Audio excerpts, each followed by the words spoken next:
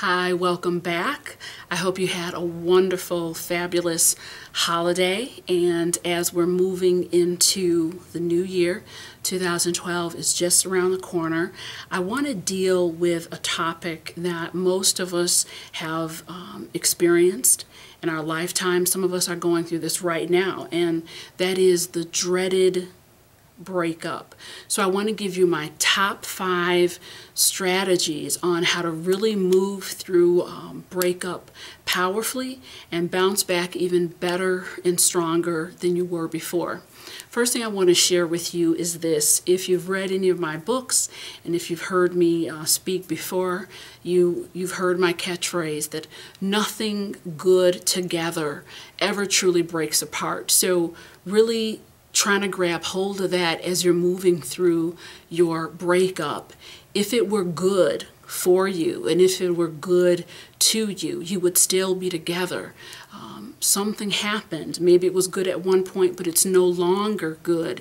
And understanding with that permission, you give yourself, it's really time to move forward and heal. The first strategy that I want to share with you is the importance of not just picking a delete day to hit the delete button on your BlackBerry or cell phone, what have you, but to really pick a day of deletion is what I call it. You know, we both know that over time, you know, maybe you're getting rid of the toothbrush here, maybe they left their jacket, you know, you return that, and you know, then maybe you delete all their pictures off your computer. But really, when we talk about a day of deletion, we're making that more of a ritual. You need to go through your car, go through your house, and pick up and pick out everything that really triggers a painful memory that reminds you of that person. Because if you're talking about really truly moving on and healing, those reminders can be counterproductive. So I'm suggesting you pick one day to do this and get all those things, throw them out, delete them, what have you. Quite frankly, I have a fireplace and I have used that over the years. So, you know, do what you will with it, be creative, but let's do that all in one shot and let's not drag it out as kind of a slow burn. My next strategy number 2 is really to give yourself an honest cooling off period. It's really so tempting to, you know, break it off, and then a week or two goes by and you start having those flutters in your heart and you're missing this person and you forget about all the dysfunction, you know, all the pain, all the reasons that it just wasn't working in the first place, and you find yourself back at square one. But if you really give yourself a true cooling off period, and when I say cooling off, I don't necessarily mean talking once a week or twice a week. I mean giving yourself a real period of time. I recommend 6 months. That's really a baseline amount of time that you need to really sort out your feelings.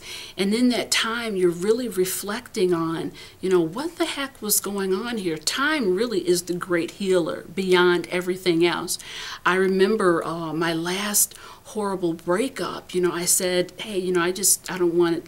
Let's just cool it for 6 months. And I tell you, the phone rang 7 months later, and I heard his voice, and it just, you know, it was gone because I gave myself that full cooling off period. It's difficult, but it's one of the best things you can do for yourself when you're really serious about moving past a relationship and healing.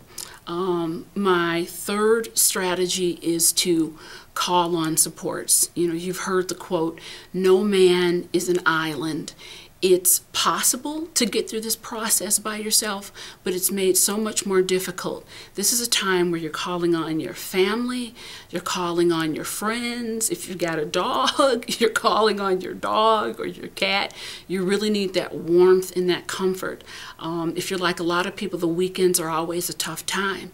So you want to keep things, keep your social life moving on. Pre-plan movie with a friend or grabbing a bite to eat. Maybe you don't don't want to be super social, but nor do you want to be sitting at home and letting your mind kind of wander and ruminate, because that's a real potential of ending up right back at square one. So other great things, taking some classes, whether they're exercise classes, continuing education classes, just being creative and inventive about how you're using your time. It's a great time to kind of indulge in hobbies that maybe you let fall to the wayside. So paying attention to how you're structuring your support and your time. And my fourth strategy is don't lose sight of the reason. And when I say don't lose sight of the reason, it's the reason that you're no longer good together.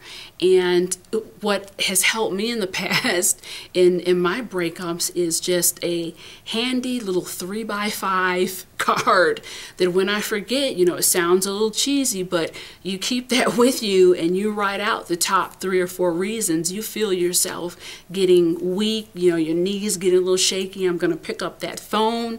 Then you have it, you know, right there. Yeah. Point 1, point 2, and on down the line. It's a very powerful reminder in black and white, and it will give you that pause you need to group yourself back together and get your strength.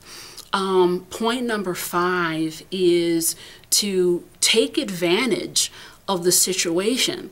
There are distinct advantages in terms of a breakup, and one of those advantages is just having more time to really think, reflect, and be choosy out of the gate. You know, one of my clients, a very interesting spin he took on it. He said, you know, this woman was so nasty to me and hateful during our breakup, and I had seen her, you know, lash out on other people with that horrible attitude, but I never thought it would turn on me. And during the breakup it did.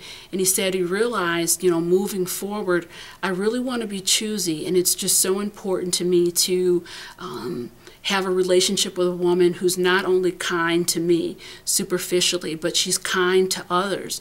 And now I realize that, you know, how people treat their parents, their friends, and their family, it's just a kind of a micro snapshot of what I'm in for in the long haul. So, you know, take advantage of that time you have and, you know, make your list, set your criteria, you know, think about, what did I do in this situation? What was done to me? How can I approach this differently so we don't have a repeat scenario? So those are my top 5 strategies. Obviously, there's so many more, but those are the ones I've used to powerfully move me to the next level when I've been going through a breakup process.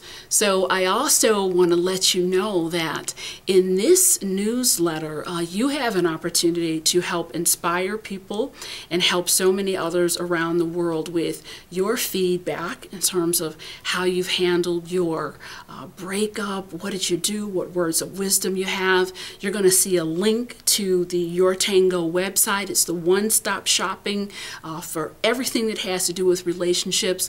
This survey is totally anonymous and it takes less than 2 minutes, so I want you to participate and enjoy. Also, if you have a wonderful victory story of moving on after breakup, coming back better and stronger, I want you to drop me a note. I'll follow the other link you'll see to my email, and if you do, I will send you a copy of my latest CD, Get Over It to Get On With It. And that's also our theme moving into 2012. I thank you for your support, and I will see you next time. Bye-bye.